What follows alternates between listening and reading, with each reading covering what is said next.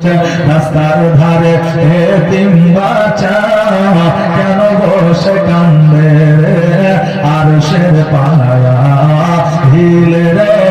রাস্তার ধারে এতিম বাচ্চা কেন বসে কান্দে রে আরশের পায়া হিলে রে।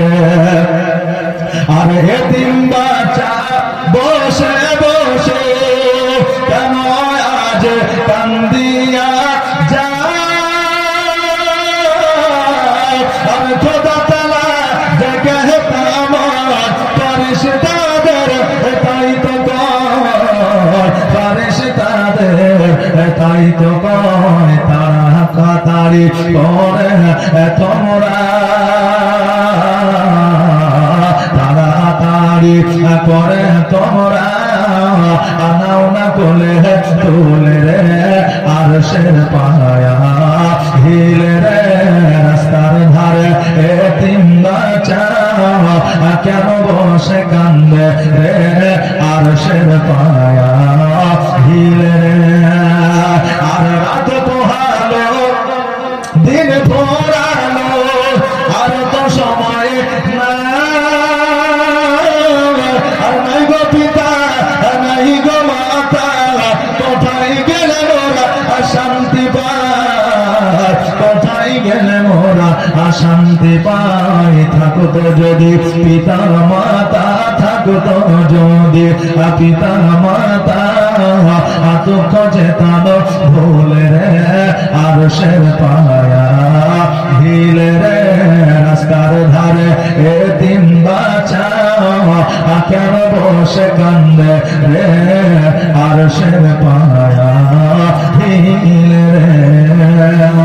নবী আমার মায়ের কাছে থাকলে মা নবীজিকে দেখে খুশি হলে, নবীজি মা আমিনাকে দেখে খুশি হলে, নবীজি আমার প্রতিদিন কাপড় খেলাধুলা করতে যায় আর ওই খেলাধুলা করতে যায় আর বাচ্চা কাচ্চাদের সঙ্গে আনন্দ আহ্লাদ করে।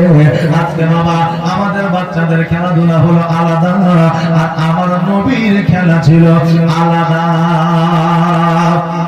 শরীয়তি খেলা আছে, শরীয়তি কাজ আছে, কাম আছে, যে কাজে কাজ করলেও নাকি পাওয়া যায়, ঘুমালেও নাকি পাওয়া যায়, তারপরে খাবার খেলেও নাকি পাওয়া যায়, তারপরে আপনার হাঁটলেও নাকি পাওয়া যায়, বসলেও নাকি পাওয়া যায়, রাত্রিবেলায় ঘুমালেও নাকি পাওয়া যায়। বলবেন হুজুর কেমন করেন, কেমন করেন?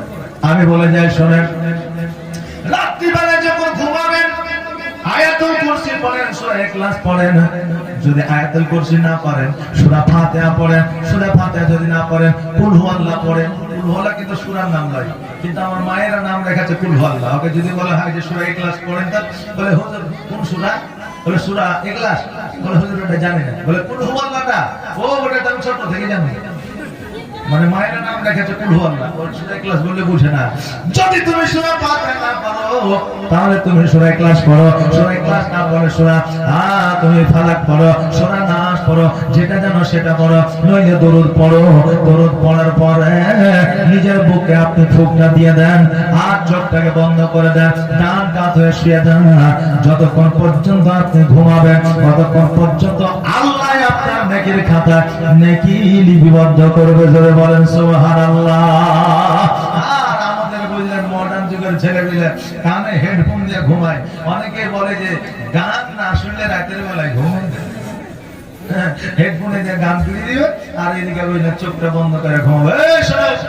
গান শোনা অবস্থায় যদি তোমার মওত হয়ে যায় তোমার ডাইরেক্ট জান্নাত জাহান্নামের স্থান হবে, যে তোমার স্থান জাহান্নামে হবে।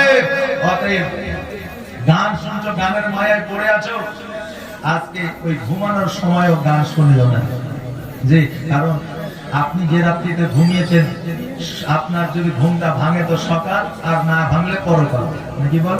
ভাঙলে সকাল, না ভাঙলে পরকাল। অতএব হুঁশিয়ার হয়ে যাও, সাবধান হয়ে যাও। এই জন্য বললাম ঘুমালেও নাকি পাওয়া যায়।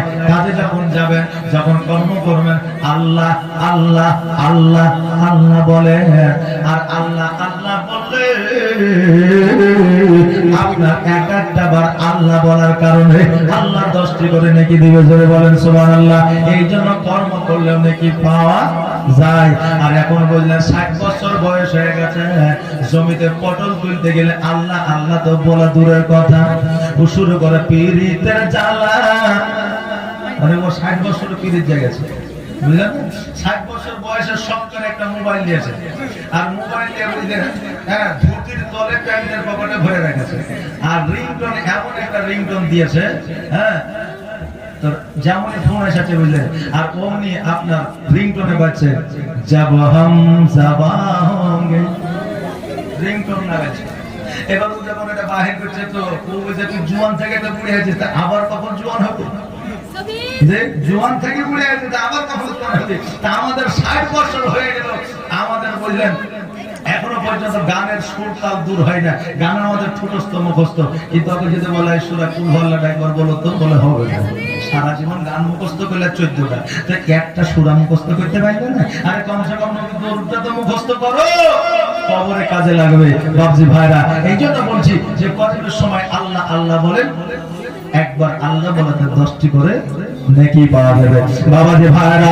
এই জন্য আমি বলছিলাম কর্ম করলে নেকি পাওয়া যায়। যখন আপনি খাবার খেতে বসবেন বিসমিল্লাহ পড়েন, বিসমিল্লাহ পড়লে জয় লোকমা আপনি খাবারটা মুখে দিবেন, জয় লোকমায় আপনি সবের অধিকারী হবে। জোরে বলেন সুবহানাল্লাহ। ও বাবাজি ভাইরা, জগতের মধ্যে তারা আমাদের জন্য কাজও নির্ধারিত করেছে, ইবাদতও নির্ধারিত করেছে, রাতে ঘুমও নির্ধারিত করেছে। রাতে ঘুমাবো না, আসলে ইবাদত করব, ওই ইবাদত আল্লাহর দরবারে কবুল হবে না। সংসার দেখবো না, কাজ কর্ম করব না, আল্লাহর ইবাদত করব, এই ইবাদত আল্লাহর দরবারে কবুল হবে না। আর শুধু সংসারই দেখবো, ইবাদত করব না, ওই সংসারে আল্লাহ বরকত দিবে না। এই জন্য আমার নবী বলেছেন কর্ম করা তোমার জন্য যতটা জরুরি, ধর্ম করা তোমার জন্য ততটাই জরুরি। জোরে বলেন সুবহানাল্লাহ। কর্ম ধর্ম দুটোই করতে হবে, তবে হালালি কর্ম ধরতে হবে, হারামের কর্ম ধরলে হবে না। আমার নবীজির আমলে খেলাধুলা ছিল আলাদা, আর এখন বর্তমানে খেলাধুলা হলো আলাদা। এখন যুবকেরা ফ্রি ফায়ার পাবজি খেলে, টিপি খেলে, গুলি ডান্ডা খেলে, দৌড়াদৌড়ি খেলে, চুরি করা খেলে। কিন্তু আমার নবীজির আমলে মেলা কেমন করে বন্ধ করতে হবে, এই খেলাটা আমার নবীজি জীবনে প্রথম খেলেছিলেন। জোরে বলেন সুবহানাল্লাহ। মেলা কেমন করে বন্ধ করতে হবে আর মেলায় কি কি হয় ওগুলো আমার নবীজি প্র্যাকটিক্যালি বুঝিয়েছিলেন। আর আমার নবীজি জীবনে প্রথম কাজ করেছিলেন, আপনার মক্কা নগরে একটা সবচাইতে একটা বড় মেলা হতো, যেই মেলাতে আপনার নারীকে বিক্রি করা হতো, ভাই বোনকে বিক্রি করে দিত, স্বামী স্ত্রীকে বিক্রি করে দিত, বাপ মেয়েকে বিক্রি করে দিত। ওই মেলাটাকে আমার নবীজি বন্ধ করেছিলেন। জোরে বলেন সুবহানাল্লাহ। আর আজকে বর্তমানে আমরা মেলার বিরুদ্ধে বলতে গেলে অনেকে বলে বক্তাকে নিয়ে আসিস না, যে মেলা যদি জালসাতে নাই হয় তো তাহলে জালসা কি করে হবে, যে মেলা যদি নাই হয় তো জালসা কি করে হবে, এই কথা আমরা অনেকে বলে থাকি। আজকে যারা দোকানদার আছে তারা হয়তো বলবে যে মৌলবি এমন রে আমাদের বিরোধিতা করছে। আমি তোমাদের বিরোধিতা করি না, ব্যবসা করা হচ্ছে আমার নবীজির সুন্নাত। বিজনেস করো, ব্যবসা করো, ব্যবসা যেটা হালালি পয়সা আর কিছুতে নাই। তবে যেই বেড়াতে আপনার বেপরদা হয়ে নারীরা ঘুরে, যে জায়গায় হানাহানি হয়, যে জায়গায় আপনার গালিগালাজ হয়, যে জায়গায় প্রেম পৃথিবী দুনিয়ার আপনার একে অপরের চোখের ইত্তেজিং হয় না, চোখের জেনা হয়, কানের জেনা হয়, মুখের জেনা হয়, ওই মেলা আমাদের জন্য বিলকুল হারাম। জোরে বলেন নাউজুবিল্লাহ। ওই মেলা আমাদের জন্য বিলকুল হারাম। আমার নবীজি যেই মেলা বন্ধ করেছিল, আজকে মুসলমানরা আজকে ঈদ মুবারকের মেলা করে, যেই মেলা নবী বন্ধ করেছিল ওই মেলা আজকে মুসলমানরা ঈদ মুবারকের মেলা করে। এই যুবক, ঈদ মুবারকের দিন হলো খুশির দিন, তাই বলে ড্যান্স করে খুশি মানানো যাবে না, তাই বলে মেলাতে বেরিয়ে খুশি মানানো যাবে না, তাই বলে গান বাজিয়ে খুশি মানানো যাবে না। বাপ মাকে খুশি করো, বোনকে খুশি করো, ভাইকে খুশি করো, তাদের খুশিতে তোমার খুশি, একে অপরের মধ্যে মিল ও মহব্বত বাড়াও। জোরে বলেন আমিন। বাবাজি ভাইরা, আমার নবীজি সর্বপ্রথম খেলেছিলেন মেলা বন্ধ করা, আর আমার নবীজি মেলাটাকে বন্ধ করে দিয়েছিলেন। আমার নবীজি ওই মেলা বন্ধ করার পরে কেউ আমল করে না, সেই দিন থেকে আজ পর্যন্ত আজকে মক্কা ভূমিতে আরো ভূমিতে এখনো মেলা লাগে না। সরকার কি বলে আরব দেশে শাসন করছে, যে এখন ওই আরবের মন্দিরও হয়েছে আর সিনেমা হলও হয়েছে। আগে কিন্তু এগুলো ছিল না, আগে বেধর্মীদের আপনার আরবে প্রবেশ পর্যন্ত নিষেধ ছিল, এখন কিন্তু সেটা প্রযোজ্য হয়ে গেছে। কিন্তু এগুলা কি জানেন, এগুলো হচ্ছে কিয়ামতের আলামত, এগুলো কিয়ামতের আলামত। বাবজি ভাইরা সাবধান হয়ে যান, নিজেকে পরিবর্তন করুন, কারণ নিজেকে পরিবর্তন না করতে বলে আমাদের জীবনে কিছু নাই। টাকা আছে, কালকে সন্তান খাবে, আমার কবরে বেঁধে দিবে না। জমি আছে, কালকে আমার পোতা দিবে, আমার কবরে বেঁধে দিবে না। অতএব নিজেকে পরিবর্তন করুন। আমার নবীজি খেলাধুলা করতে করতে হঠাৎ করে দেখছে যে একজনের বাবা এসে ওই বাচ্চাটিকে বলছে, বাবা খেলাধুলা অনেকক্ষণ করেছে, চলো এবার বাড়িতে যাই। বলে অনেকক্ষণ খেলাধুলা করেছ, চলো এবার বাড়িতে যাই। নবী আমার বলতেছে, ও আল্লাহ, আজকে আমার 5.5 বছর থেকে 65 বছর বয়স হইল, আজকে বাবা আসলো তার সন্তানকে নিয়ে গেল, কিন্তু আমি আজও পর্যন্ত আমার আব্বাকে কেন দেখি না, আমি আজও পর্যন্ত আব্বাকে কেন দেখতে পেলাম না। গাবজি ভাইরা, ইয়েতিম যারা হয় তাদের কষ্ট অনেক। এই জন্য দুনিয়ার মানুষ যদি এতিমকে না দেখে তো আল্লাহ ফারিস্তারা পর্যন্ত দেখে। জোরে বলেন সুবহানাল্লাহ। রাস্তায় যদি এতিমরা ধুলোয় গড়াগড়ি খেলে, তা আল্লাহ তাবারক তাআলা ফারিস্তারা তাদের শরীরের ধুলোটা ঝেড়ে দেয়। জোরে বলেন সুবহানাল্লাহ। এই জন্য বাবারে ভাইরা, আমার নবীজি মাকে আসিয়া জিজ্ঞাসা করলো, মা গো, আজকে আমার আব্বা কেন নাই, আমার আব্বা আমাকে কেন দেখে না, আমার আব্বা কেন আমাকে কোনোদিন কোলে নেয় নাই। আমার মা আমিনা বলল, বেটা রে, তোমার আব্বা বাণিজ্যে গিয়েছে, ব্যবসায় গিয়েছে, এখনো পর্যন্ত বাড়িতে ফিরে না। আপনি বলবেন দয়ার নবী মায়ার নবীর মা আমিনা এত বড় একটা মিথ্যা কথা বললো, যেহেতু তার বাবা ইন্তেকাল করেছে। বেটা কেন বললো তোমার আব্বা বাড়ি আসে না? কথা কিছু এমনই আছে, দর্শনের কথা এমনই আছে, যে কথাটা বললে সত্য হবে না, মিথ্যাও হবে না। কিছু কথা এরকম আছে না নাই?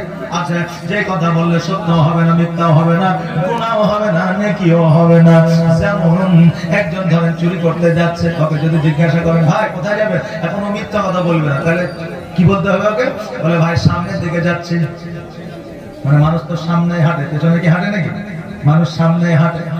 এবার ও বলবে ভাই সামনে যাচ্ছে, যেহেতু চুরির কথা বললে তো ধরে মারবে, মারবে না? চোরকে সবাই মারে, সুযোগ পেলেই তো খুশি। রাস্তাতে যায় কে ব্যাপারে চোর ধরে, তাই নাকি? সাইকেল স্ট্যান্ডে ভালো মতো ঘুষে দিয়ে সাইকেল উঠে চলে যায়। চোর দেখলেই মারে। তো ও দেখছে যদি চুরির কথা বলি তাহলে তো মার খেতে হবে, মিথ্যা বলবো, সামনের দিকে যাব। এটা বলে আপনার মান থেকে কথা, যে কথা আপনার গুনাহ হবে না নাকি? আমার হযরত আব্দুল্লাহ বাণিজ্যে গিয়েছিল, কিন্তু মাকামে আব্বা ইন্তেকাল করেছে, বাড়ি আর আসা হয়নি, কিন্তু বাণিজ্যের উদ্দেশ্যে গিয়েছিল নাকি? বাণিজ্যের উদ্দেশ্যে গিয়েছিল। এই জন্য আমিনা সন্তানকে কষ্ট দেবে না বলে বললো, বেটা রে, আজকে তোমার আব্বা বাণিজ্যে গিয়েছে, এখনো পর্যন্ত বাড়ি আসে না। আমার নবীজি 2 চোখের পানি ছেড়ে দিয়ে বললো, মা গো, আমার আব্বা ব্যবসায় গিয়েছে, বাণিজ্যে গিয়েছে, আমি তার সন্তান, আমার কথাকে একবার মনে পড়ে না, আমাকে কোলে নিতে কি একবার মন চাই না, আমার গোসল বানিয়ে দিতে কি আমার আব্বার মন চাই না। মা গো, আমার আব্বা কবে আসবে আমাকে তুমি বলো। ছেলের আবদার মায়ের কাছে শুরু হয়ে গেল, ছেলের আবদার মায়ের কাছে কিন্তু শুরু হয়ে গেল। যত আবদার আছে বললেন, বাপের কাছে সন্তানেরা করতে পারে না, মায়ের কাছে সন্তানেরা আবদার করে। আর কিছু সন্তান আছে দেখবেন যে মায়ের কাছে আবদার করতে পারে না, বাপের কাছে আবদার করে, যদি বাপ থাকে। এইদিকে আমার নবী তো বাপই ছিলেন না, তো কার কাছে আবদার করবে? মায়ের কাছে আবদার করবে। এই জন্য দেখবেন যে মায়েদের দিক থেকে দান খায়রাত বেশি আসে। কেমন থাকতো? সাধারণ থাকতো নাকি? বলে থাকতো। অতএব আমার মুখে আজকাল দেখেন না, বিবিদেরকে বললেন স্বামীরা আপনারা অনেক বড় ভালোবাসে, যত যায় যাবে 2 3 4 5 6 7 8 9 আছে সব বলে দেয় বিবিদের, কিন্তু ওই স্বামী পরকীয়া লিপ্ত আছে। স্ত্রী বলে স্বামী গো তোমাকে আমি খুব ভালোবাসি, কিন্তু ওই স্ত্রীও দেখা যায় যে হোয়াটসঅ্যাপে পরপুরুষের সঙ্গে চ্যাট করে। জি, তবে সবাই না, এখনো ভালো মহিলা জগতের মধ্যে আছে। তবে এই এত ভালোবাসি, আই লাভ ইউ টু বলার পরে পরকীয়া কেন হবে? জি, কারণ আমাদের ভালোবাসার মধ্যে ব্যাঘাত আছে। মুখে ভালোবাসে কিন্তু অন্তরে নয়। বাবজি ভাইরা, আমরা এমন ভাবে চলা চলাফেরা করি মনে হয় যে আমরা আসলে ভালোবাসি। কারণ একজনের বিবি মারা গেছে, পরের দিন তার কবরে হাওয়া করছে। এখন লোকে বলছে আরে আর বিবিকে কত ভালোবাসে রে, কবরে হাওয়া করছে। যাওয়ার পরে চাচা কবরে হাওয়া করিয়েন না, কারণ হয়তো যে কবরে হাওয়া পৌঁছাবে না। বিবি যদি ভালো কাম করে তো কবরে আল্লাহ হাওয়া দেবে, আপনার হাওয়া পৌঁছাবে না, তাই হাওয়া করেন না। তো বলছে আমি যেটা করছি করতে দাও, তোমরা যেখানে যাচ্ছ সেখানে যাও। বলছে চাচা আপনি এত ভালোবাসেন আপনার স্ত্রীকে? চাচা বলছে ভালোবাসা টালোবাসা কিছু নয়, তোর চাচি যখন মারা যায় তখন আমাকে ওসিয়ত করেছে যে আমি মারা গেলে তুমি তো বিয়ে করবা, তো কমসে কম আমার কবর যতদিন না শুকাবে অতদিন বিয়ে করিও না। এই জন্য আমি কবরে হাওয়া করছি যাতে তাড়াতাড়ি কবরটাও শুকায় আর আমার বিয়েটাও যাতে তাড়াতাড়ি হয়ে যায়। কারণ কবর তো তাড়াতাড়ি শুকাবে না, হাওয়া করলে শুকাবে তাড়াতাড়ি। তো এই নজর আর নিয়াত আলাদা, উদ্দেশ্য আলাদা, কিন্তু লোকে মনে করছে যে আসলে খুব ভালোবাসে নাকি বলেন। আমাদের বর্তমানে অবস্থা তাই, আমরা স্ত্রীকে ভালোবাসি, স্ত্রীর স্বামীকে ভালোবাসে, মুখে অন্তরে নাই। এই 10টা ভাই আমাদের নামে 1000 করে মসজিদের জন্য, খোদারগঞ্জ মসজিদের জন্য, নবীর প্রেমে। কারণ আজকে নবীর প্রেমে যদি আপনি পাগল হয়ে যান তো কাল কিয়ামতের দিনে নবী আপনাকে শাফাত লাভ করাবে, যতক্ষণ পর্যন্ত আপনাকে জান্নাতে না নিয়ে যাবে।